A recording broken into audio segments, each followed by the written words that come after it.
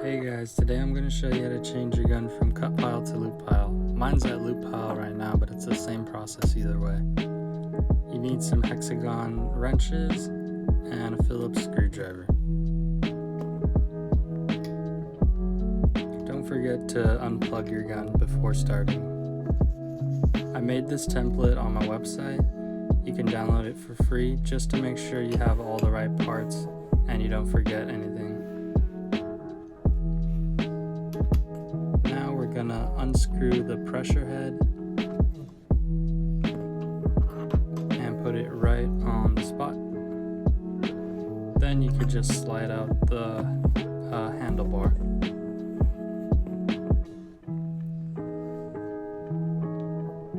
From here there's a tiny screw on the bottom on this side right here. So you're just gonna unscrew that.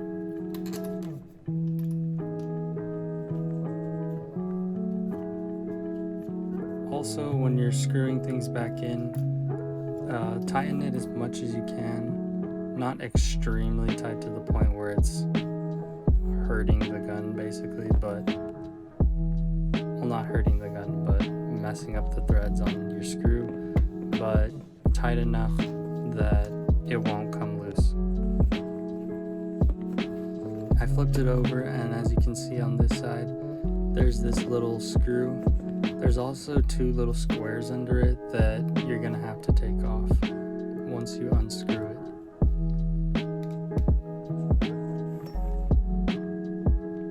It's kind of hard to figure out which size is which with this hexagon wrench, but after a while you'll get used to it.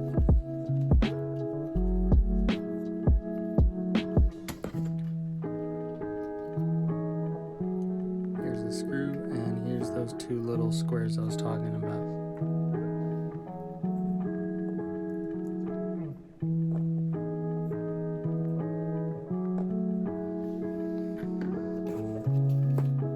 Now you see this metal piece, it has two screws on it. You're going to want to take that out as well.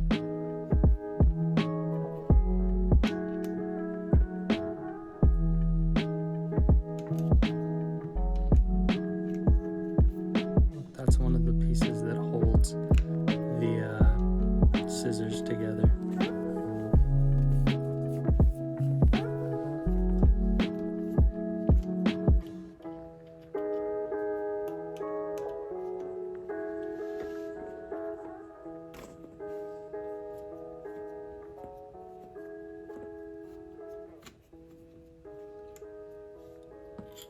Now that you got that taken off, just put it on your little paper template. Now you can just slide it right off, and this is where the cut or loop pile scissors hang out. So you can unscrew it right here at the top.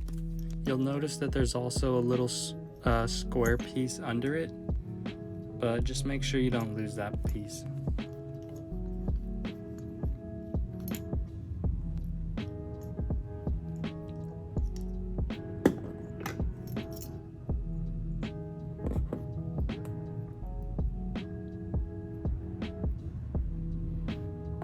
Putting it on the template again. Now let's switch it to cut pile. When you switch it to cut pile, make sure that this little square piece that I was talking about is on the lower hole. The upper hole is for when you're going to loop pile. It's kind of hard to put in the cut pile scissors in, but after a while it'll just slide into place.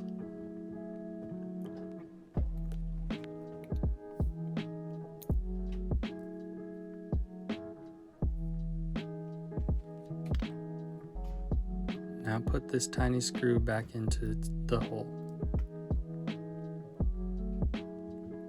It was a lot easier for me to use this magnet that I have for my screwdriver. Tighten, tighten, tighten. Make sure to tighten it as much as you can, and it slides right back into place. Now you'll get that metal piece and put it right back on. Make sure you tighten it enough.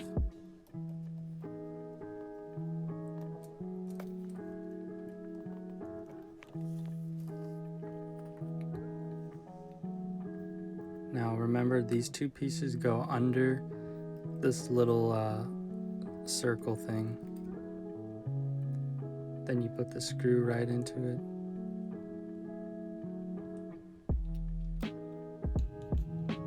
And you might have trouble getting it into place, so you can slide those scissors back and forth until you have it aligned correctly.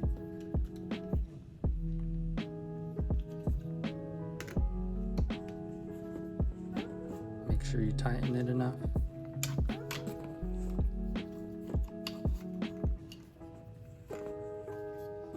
Now remember this tiny little piece that we started off with.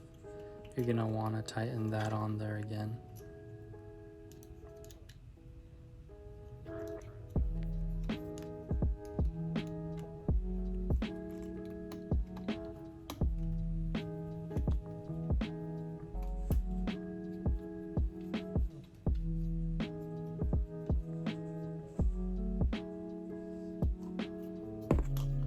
Now time to put the handlebar right back in. Also, when you're putting the pressure head on, there's no certain spot that it tells you to put it on, so just make sure you align it correctly. You could also face the gun towards you or away from you and try to align it as best as you can. Then just tighten it.